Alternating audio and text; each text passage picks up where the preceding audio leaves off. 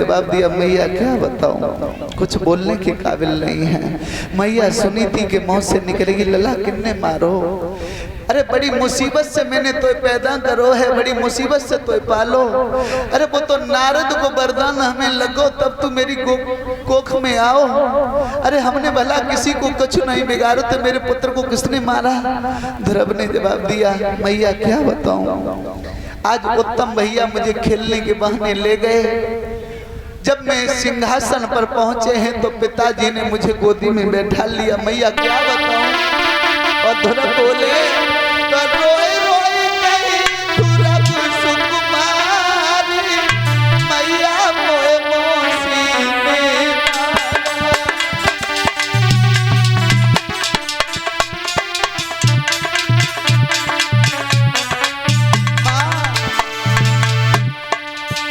मोए पिता को दगा खालो, मौसी ने पकड़ी उतारो।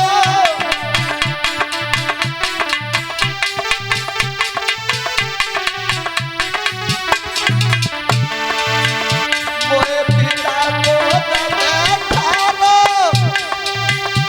मौसी ने धक्का मारो। मोसे बोले करुए बोल, मैया मोए मौसी ने मारा।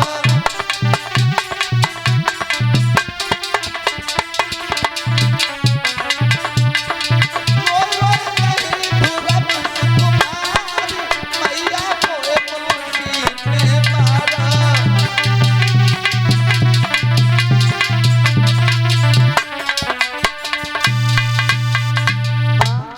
मौसी ने मारा है मुझे। मैया सुनीति कितनी नीति स्वभाव की थी परीक्षित महाराज जी। मैया सुनीति बोली, लला मौसी के मारने का इतना बड़ा दुख जो तेरी आंख से आंसू बंद ना हुए रहे। ध्रुव बोले, मैया मुझे मौसी के मारने का कष्ट नहीं है, तो फिर तू रो क्यों रहा है? जवाब दिया, मैया दुख है तो केवल एक बात का है, मुझे मौसी बहुत तेजी से मारती रही लेकिन मेरे पिताजी ने मुझे बचाया नहीं। माँ दुख है तो केवल इस बात का है, मेरे पिताजी बैठे बैठे देखते रहे। मैया सुनीति के मुंह से निकल गई, लला अगर वो तुम्हारे पिता होते तभी तो तुम्हें बचाते। ध्रुव एकदम चौंक पड़े। ध्रुव बोले, मैया क्या कह रही है? इसका मतलब वो हमारे पिता नहीं है? फिर हमारे पिता कौन है? मैं इतने बड़े हो गए, मैंने अभी अपने पिता के दर्शन नहीं किए हैं। माँ उत्तम भैया रोज अपने पिता की गोदी पे बैठता है, मैंने अपने पिता की गोदी नहीं देखी है। मैया मेरे कौन है पिता? मैया सुनीति सोची, जे हमने क्या कह दी, जे बड़ो हटीलो है, जे माने या ना है। ध्रुव बोले, मैया तो मेरी सौगंध है, तू हमें सिर्फ मुझे बताए दे मेरे पिताजी कहाँ रहते हैं, उनका क्या नाम है? और ध्रुव बोले, मैया तब मैया पूछी तो बताई दे, कोई बबुल ना पाऊं, इस ठोर बसत भगवान रीचा में ढूंढ।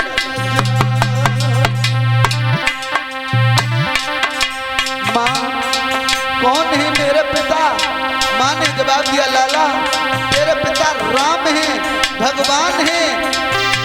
बोले, माँ फिर मेरे पिता रहते कहाँ हैं?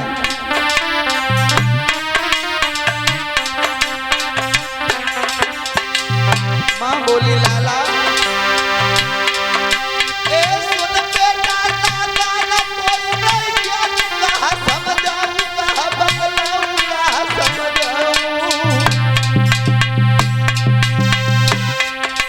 हर जगह राम मौजूद पुत्र समझाऊं, लला समझाऊं, लला समझाऊं।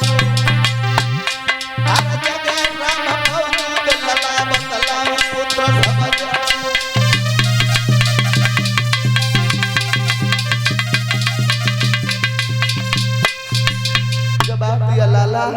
तुम्हारे पिता राम हैं, भगवान हैं। जवाब दिया मैया तो इतनी बात बताई, इतनी बात और बता दे मेरे पिताजी रहते कहाँ हैं। मैया सुनी थी, बोली लला कोई जगह तेरे पिता के लिए खाली नहीं है, तेरे पिताजी हर जगह रहते हैं। ध्रुव बोले मैया झूठ मत कहे, तुम कहती हो हमारे पिता हर जगह रहते हैं तो हमारी मौसी इतनी तेज मोई नहीं मारते होती, मेरे पिता सभा में बैठे होते तो मेरे पिताजी जरूर मोई बचाए बेगवाते। माँ सच बता मेरे पिता कहाँ रहते हैं, तुझे मेरी सौगंध है। तो मैया ने जवाब दो लला अबे तुम छोटे हो, तुम्हारी 5 बरस की उम्र है, जब तुम बड़े हो जाओ तो तुम जंगल में जाना, जंगल में भजन करना, वहां तुम्हें तुम्हारे पिताजी के दर्शन हो जाएंगे।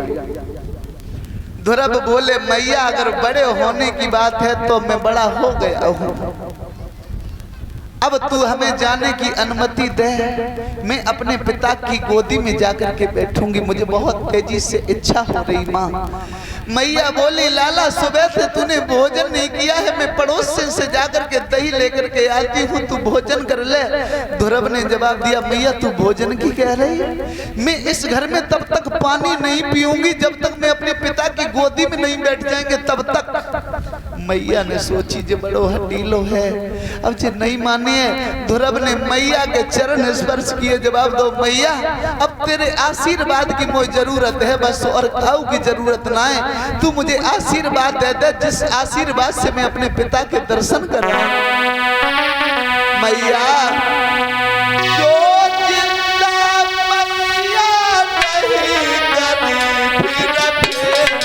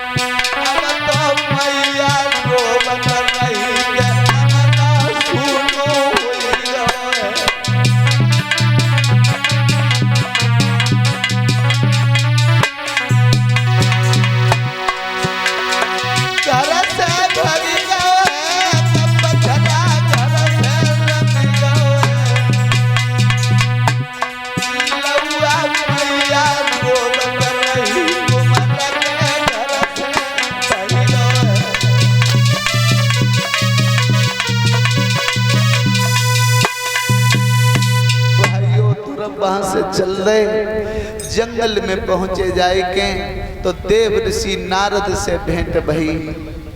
ये उत्तानपाद महाराज उत्तानपाद को सूचना मिली कि ध्रुव जंगल में जा रहे और सोई उत्तानपाद ने सिपाहियों को भेज दिया, जवाब दिया ऐसा करो ध्रुव जंगल में न जाए, बासे जगह देवाते तो क्यों न की रोटी शुद्ध मिले हैं सब्जी के साथ में। महाराज ध्रुव से आकर के जवाब दिया बेटा ध्रुव तुम्हारे पिताजी ने तुम्हारे लिए आधा सिंहासन कर दिया।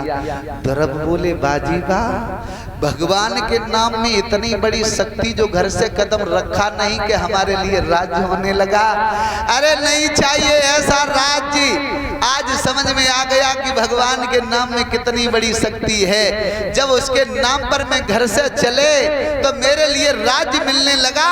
अरे नहीं चाहिए, हमें तो उसके दर्शन ही करना है। जब उसके नाम में इतनी बड़ी शक्ति है तो उसमें कितनी शक्ति होगी। महाराज ध्रुव ने किसी की बात नहीं सुनी, ध्रुव भागते गए। वो कहाँ पहुंचे जाकर के मधुबन में, वृंदावन में। आज ध्रुव वहां पहुंचे जाकर के तो देव ऋषि नारद से भेंट भई। देव ऋषि नारद ने जवाब दो, लला ऐसे भगवान के दर्शन नहीं हुए हैं। बोले फिर जवाब दिया, कोई गुरु करे तो गुरु का नाम सुनते ही ध्रुव चौंक पड़े। जवाब दिया, बेटा बिना गुरु के सदगति नहीं मिलती है, बिना गुरु के कल्याण नहीं होता है। क्योंकि गोस्वामी तुलसीदास जी लिखते हैं, कल भी मैंने बताया था कि गुरु बिन भवनिधि तरहिन कोई और चाहे बिरंच शंकर सम होई। बिना गुरु के कल्याण नहीं होता, चाहे तपस्या करने के बाद शंकर भगवान के बराबर क्यों न बन जाओ। तो ध्रुव ने जवाब दिया, बाबा जी अब हम जंगल में किन्हें ढूंढे, तुम ही हमारे गुरु बन जाओ। आज नारद ने द्वादश मंत्र दो महाराज। ओम नमो भगवते वासुदेवाय। अब ध्यान